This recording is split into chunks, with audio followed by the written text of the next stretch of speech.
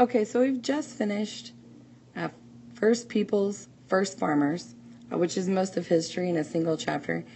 And you've learned about how people migrated out of Africa to other parts of the world, the ways that we used to be with those first human societies.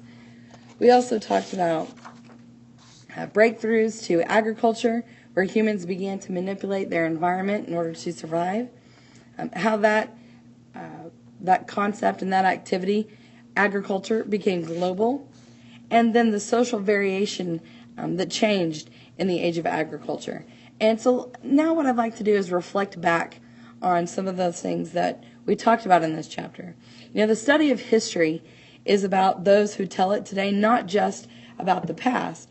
The views of the past really reflect our own smugness or disillusionment of what it might be. And so some point to these various changes maybe as a sign of life getting better. And the Paleolithic era is sometimes even regarded as a golden age. You know, it's admired by feminists, environmentalists, anti-materialists, and, you know, excuse me, those Paleolithic values, some might find aspects of early human life as a model or a lesson for contemporary society. And the objectivity that comes with that is that nobody can completely detach, you know, when they're studying the past. Condemning or romanticizing a historical era violates the historian's need to be objective. So that's very important. And you know, scholars have looked to the Paleolithic era in questioning, you know, explosive population and economic growth of even the recent past, of the past few hundred years. And the gathering and hunting peoples of today have looked to the Paleolithic era in an effort to maintain or even recover their identities. So don't be too quick to get rid of those Paleolithic values and what an egalitarian society might be. You know, what have we lost in the mad rush to modernity? Okay, so here's our first image, the cave painting found in France. You know, based on this image as well as some of the others, what information about Paleolithic life might historians derive from the rock art of the gathering and hunting peoples? Well, you know, some of these images provide insight into the central place that the hunting that hunting played in these societies, the types of animals hunted, even the strategies and weapons that they used. You know, no one really knows for certain if these figures here in this image were painted at the same time, but if they were, it represents a very early narrative composition. How might you tell the story that the painting depicts, right? It's hard to tell if you don't know the order in which they were painted, right? Is the man dead or wounded? What message does, you know, this story convey? Well, it could depict either the conclusion or the crucial moment in an encounter between a hunter and this large beast. One might make the case that it depicts the two adversaries both mortally wounded from their encounter. There are several different interpretations based on what's given. You know, in terms of the message, it may honor a fallen hunter. You know, and that purpose in offering a lesson to teaching a hunting technique, you know, or even represents the dangers and the heroism associated with hunting. And the second image, reflecting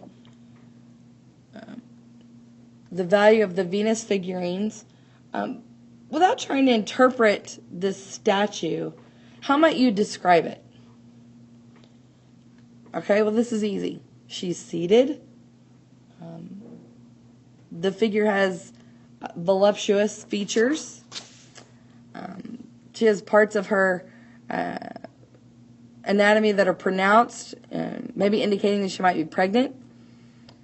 She's flanked with two beasts on each side. It could be, you know, lionesses or leopards. There's no telling.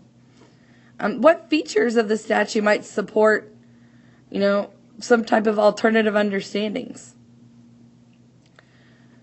Well, this figure is a female ruler from Karahuak in Anatolia, and it represents the consort of a ruler or a wife of a prominent citizen, and so does not to represent the female power overall. Why might feminist scholars have been attracted to this interpretation? Well, it offers evidence of a female creation figure, which means that society viewed women as central to creation, or that idea of fertility. Female gods in the Near East were increasingly marginalized after the emergence of civilizations. But the discovery of such a figure does offer evidence of a prominent female goddess before the emergence of civilizations. Oh, yes, Otzi the Iceman. What elements of this description are visible in the reconstructed drawing? Right? There he is, Otzi the Iceman, but this is the reconstructed drawing of what he might have looked like. So what do you see here? We see leather pants or leggings, some type of cape of woven grass, some type of bear skin or large animal skin cap, probably waterproof shoes made of other type of skin, bear skin, deer hide, things like that. See an axe, several small baskets, a huge bow, even a wood-framed backpack of sorts. So do you think that these inferences about his life made by scholars are justified based on the evidence available? Well, you might want to recognize some things about his age or his diet, what access he had to what technologies. And the cause of his death are all well substantiated by this evidence. But more speculative are the motivations that drove his killers, and that he was perhaps a herder. Okay.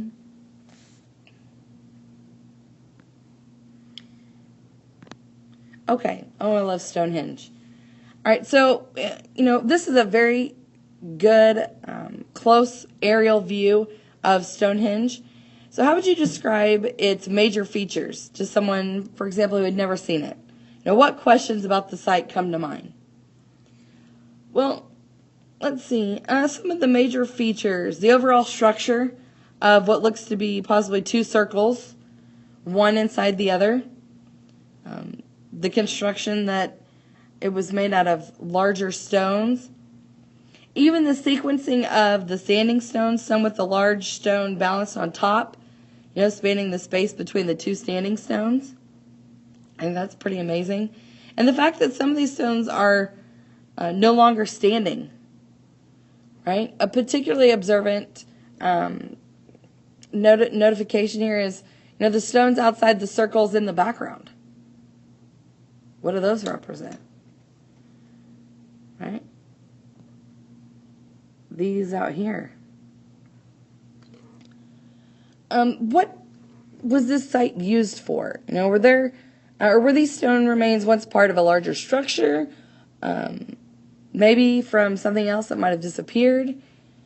These are really great questions. And, is this structure this magnitude of Stonehenge suggest, what does that suggest about the Neolithic societies that created it? They were able to focus and organize the labor of significant numbers of people in order to move these stones. They were capable of impressive engineering. Religious or political authorities may have emerged to direct such labor and such an activity. What kinds of additional evidence would be useful to, say, scholars seeking to puzzle out the mysteries of Stonehenge? Well, further archaeological evidence would definitely be useful, especially any that sheds light on the use of the site and its relationship to other sites within this landscape. Even a better understanding of some of the general religious and political life of the Neolithic societies in Britain, where Stonehenge is located. Definitely more evidence about who moved these stones, hundreds of miles of the spot and how they did it, but a better understanding of neighboring sites, which in fact have been the focus of recent archaeological work, might shed some light on Stonehenge and what this site was used for. Just some things to keep in mind for the visual sources from chapter 1 and some reflections. I hope you enjoyed chapter 1 and I hope you learned a lot. I will see you again for chapter 2.